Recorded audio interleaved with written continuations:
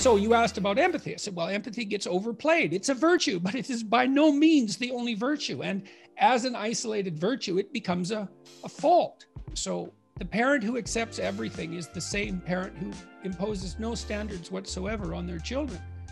And that's a catastrophe. It's a catastrophe. That's the devouring mother in fairy tales. It's not good. If I was listening to this podcast, I'd want much more.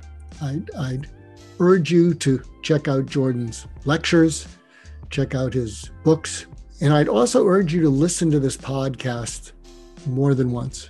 In fact, it might be a good exercise the first time to write down some of your reactions, being honest with yourself. Give it 24 hours and listen to it again and see if you hear it differently.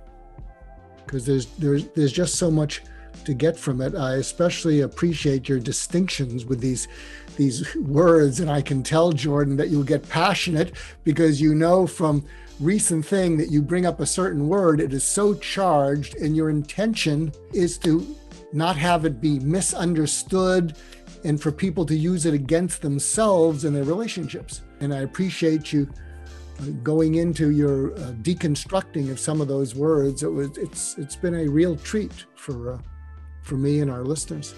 No, thank you very much.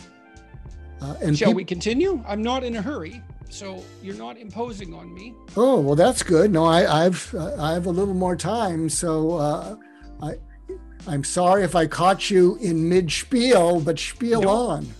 No problem. Well, I'm open for another question if you've got one.